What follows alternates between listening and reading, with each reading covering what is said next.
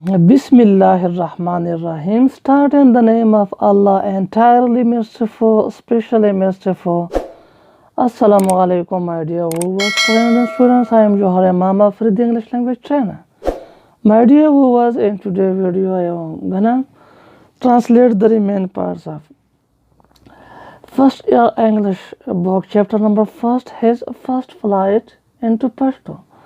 So, without wasting your time, let's start.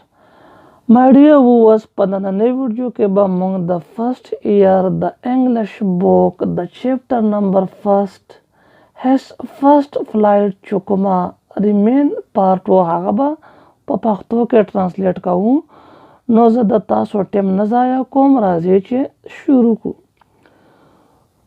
No, there was not a single scrap of food left.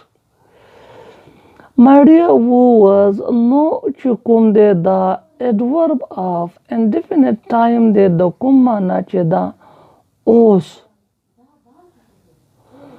There was not. There da my dear viewers dalta unreal subject de. او چې کله unreal subject شي there نو بیا existence شو کوي خو چې کې دا اوس نیگیټیو ته was not نه دلته کې اوس هغه نفي جمله ده نو وایي چې سنگل یوا scrap ټوکړه زیرا فوډ خوراک left دا my dear was the leave second form دی پاتې کېدل نو وایي چې there was not a single scrap of food left. اوس د خوراک یوه ټوکړه هم نه وه پاتې هغه څنګه ځکه چې کوم د مره کله کې وه هغه خو د سیګول وخوړه هغه هم څښاوه پخوانۍ چېرته پاتې وه بس هغه هم ختم شوه نو اوس د خوراک دپاره یوه ټوکړه هم نه وه پاتې بس هر څه ختم He had searched every inch. هغه یو انچ وکتو وی لټولو دا my dear was the past perfect tense جمله ده He had searched every inch. هغه یو انچ ولټولو تلاش یې کړو rooting among the rough dirt caked straw nest. My dear was rooting خو معنا ورکوي د جرړه چې کله راوځي خو دلته روټینګ چې کومه معنا ورکوي لټ پلیټ اړول تیتول امونګ درمیان په منځ کې خو چې د دوو سیزونو نه په زیاتو کې وي رف ناهمواره ګډه وډه ډرټ کیکټ سټرا نیسټ ډرټ ګندګي کیک دلته د جوړېدو معنا ورکوي سټرا خلي او نیسټ جاله نو وایي چې روټینګ امونګ د رف ډټ کیکټ سټرا نیسټ هغه د خلو نه جوړه د ګند نه ډکه منځاله یې تیت په تیت ولټوله هغه د خلو نه جوړه د ګند نه ډکه جاله یا منځاله یې تیت په تیت ولټوله کومه یوه منځاله هغه where he his brother and sister had been hatched چرته چې هغه د هغې ورونه او خور د اګو نه راوتې و hatched mean د اګو نه راوتل نو وایي چې په کومه منځاله کې دی پیدا شوي وو د اګو نه راوتي وو هغه یې هم په خوراک پسې تیت په تیت ولټوله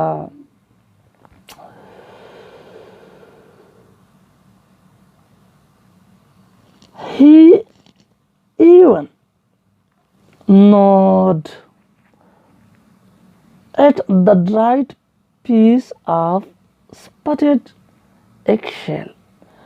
Khada was my dear was white he even gnawed my dear was delta the G silent کله چې په جی پسې ان راشي نو دا بیا سایلنټ وي او معنی یې دا په مخوکه کې که تاسو لیدلی وي دا چرګې دا مرغۍ چې په مخوکه کې څه شی راونیسي نو بیا یې داسې یو خوا بل خوا په ځمکه پورې سولوي دلته نوډ وایي کاسې ټکوي ډرایډ پیس خشکې ټوکړې سپټډ داغې ایکشل د آنډو نو وایي چې he even gnawed at the dried pieces of spotted eggshell وایي چې تر دې پورې چې هغه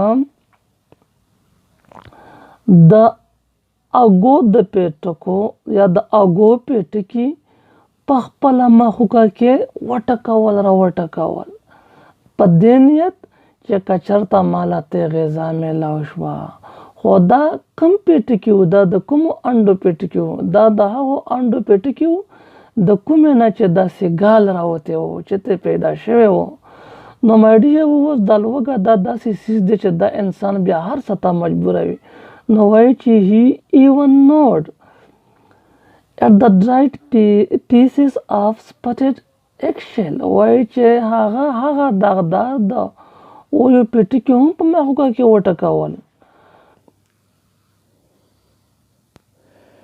It was like eating part of himself.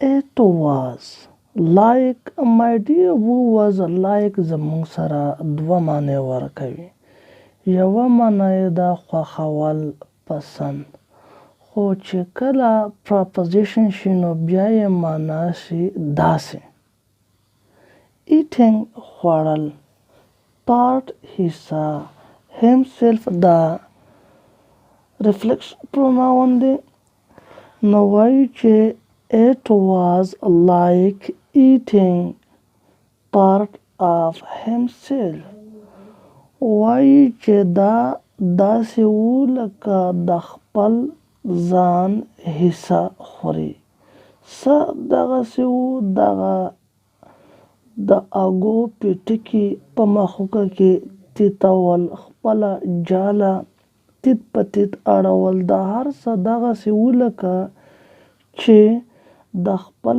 بدن حصه خوري he had then toted my dear who was دا د ټوټ سیکنډ فارم دی او معنی یې ده په وړو وړو قدمونو سره تیزه منډه وهل بیک اینډ فورت مخکې وروستو from one end of the ledge to other نو لیکي چې he had then trotted back and forth from one end of the ledge to the other بیا هغه په وړو وړو قدمونو سره د چټان د تاړې د یوه سر نه بل سر له تیزه تیزه منډه ووهله his grey my dear was دا یو کلر وي داسې خړبخن غوندې وي بوډي بدن کلیف دا هم چټان پهاړ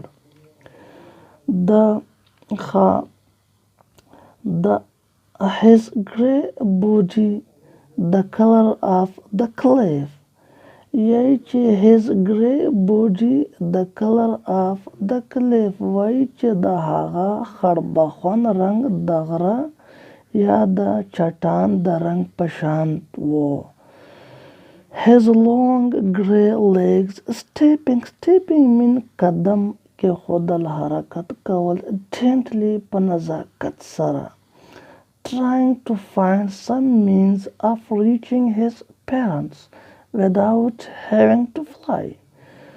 My dear who was دلته کې لیکي چې his long grey legs stepping tentatively trying to find some means of reaching his parents without having to fly. د هغه خړبخنې اوږدې غړي ډېر په نزاکت سره حرکت کولو او کوشش یې کولو چې بغیر د الوتلو نه خپل مور او پلار له ورسیږي but On each side of him the ledge ended in a sheer far off precipice.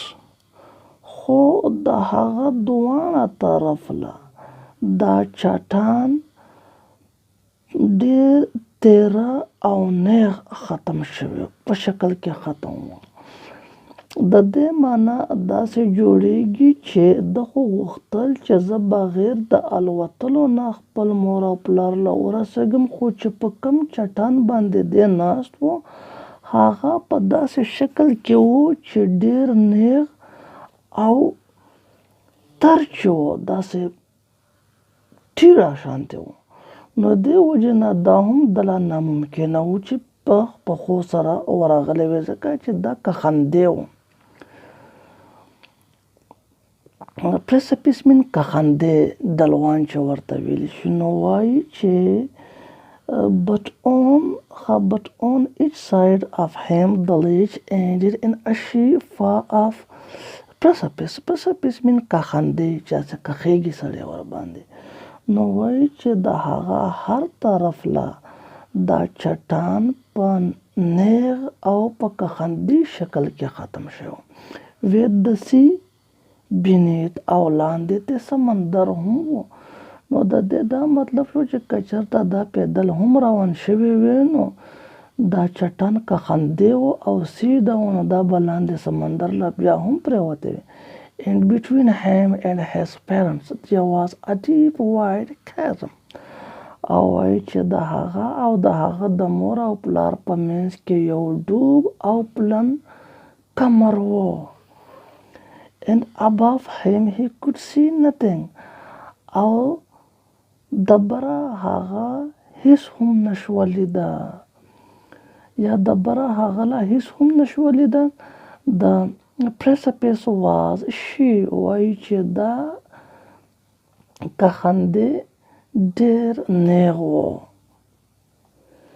And at the top of it was perhaps further away than the sea beneath him. او د دې کخندې څوکه غالباً د لاندې سمندر نه هم ډېره لرې وه.